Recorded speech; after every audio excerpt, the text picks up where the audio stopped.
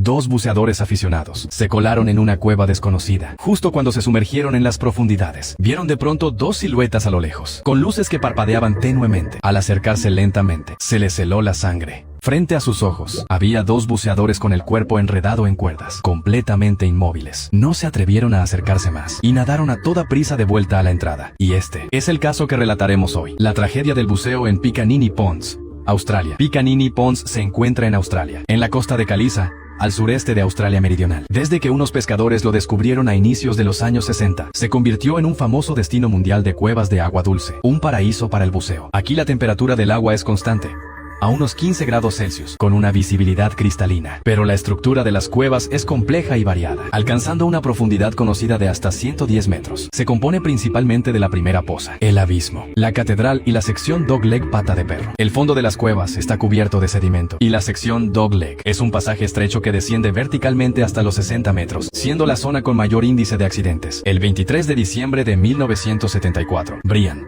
un buceador de 27 años, y su amigo Claudio fueron juntos a bucear a Picaninny Ponds. Ambos planeaban explorar la sección Dogleg a 60 metros de profundidad, cerca de las 11 de la mañana. Tras preparar rápidamente el equipo, se sumergieron uno tras otro. Brian tenía una certificación básica de buceo en cuevas, mientras que Claudio ya contaba con experiencia en buceo profundo. Antes de partir, revisaron su equipo de buceo, llevando una línea de vida, un cuchillo de buceo y un tanque de reserva. Descendieron lentamente por el abismo, avanzando en dirección a la sección Dogleg. El descenso inicial fue muy tranquilo, y pronto llegaron a la zona del Dogleg. El objetivo de los 60 metros de profundidad estaba cada vez más cerca. Continuaron bajando, hasta alcanzar con éxito la zona de la silla de montar a 60 metros. Se detuvieron allí unos 30 segundos, y tras tomar algunas fotos submarinas, se prepararon para iniciar el ascenso de regreso. Pero en el instante de subir, ocurrió lo inesperado. Brian quedó atrapado firmemente por una cuerda. Debido al espacio tan estrecho en el Dogleg, Brian no podía girarse, ni tampoco estirar el brazo para desatar el cabo. Solo podía forcejear desesperadamente, pero cada movimiento hacía que la cuerda se enredara aún más. Claudio se dio la vuelta de inmediato para intentar ayudarte. El estrecho pasaje hizo que sus cuerpos se estorbaran entre sí. Claudio intentó desesperadamente desatar las cuerdas, pero no tuvo éxito. En ese momento,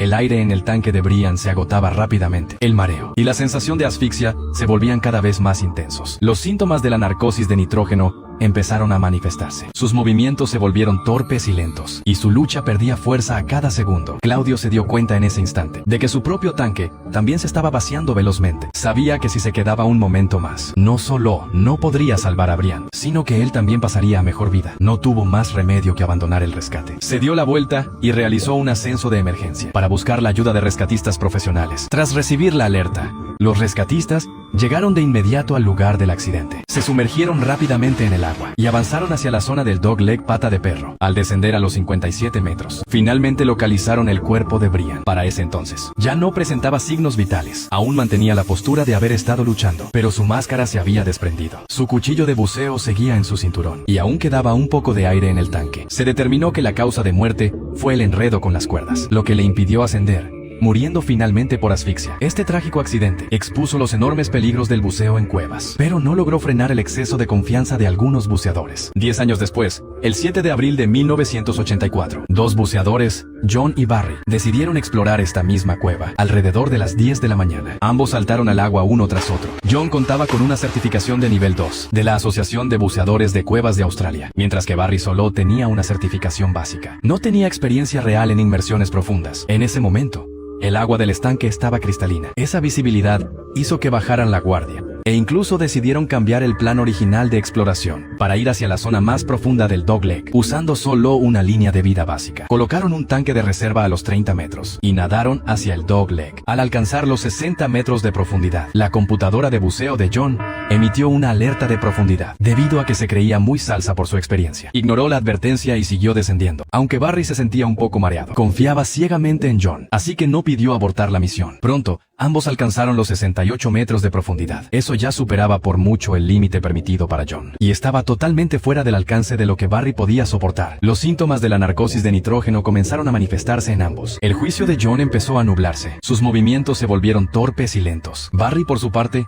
estaba perdiendo el conocimiento. Su mirada estaba perdida y vacía. Ya no podía controlar su propia flotabilidad. Su cuerpo comenzó a subir y bajar sin control alguno. John fue el primero en notar que algo andaba muy mal. Se dio cuenta de que, en algún momento, su cuerpo se había enredado con la línea de vida. Mientras tanto, Barry flotaba cerca de ahí. No respondía a ningún estímulo. El mareo de John se intensificó. Luchaba desesperadamente por zafarse de las cuerdas. Pero esto no solo fue inútil, sino que provocó que la cuerda también atrapara a Barry. Ambos quedaron inmovilizados en el estrecho pasaje. Era totalmente imposible salir a la superficie. Unos 40 minutos después de que ellos descendieran, dos turistas llegaron al mismo lugar para bucear. Cuando estaban bajo el agua, vieron la línea guía y los tanques de reserva. Notaron que no subía ni una sola burbuja desde el fondo. Al ver que la cosa pintaba mal, nadaron hacia las profundidades. A 60 metros de profundidad, hallaron a John y a Barry. Los turistas dieron media vuelta de inmediato hacia la salida. Al salir a la superficie, llamaron a emergencias sin perder tiempo. Tras recibir el reporte, el equipo de rescate, con equipo profesional especializado, llegó rápidamente al lugar del accidente. Cuando los rescatistas localizaron a John y a Barry, ambos ya no presentaban signos vitales. John todavía se encontraba en una postura de haber luchado hasta el final. Barry flotaba inerte al lado de John. Su máscara se le había caído. El aire de sus tanques se había agotado por completo. Sus cuerpos estaban totalmente enredados en cuerdas. Y lo peor es que sus cuchillos de buceo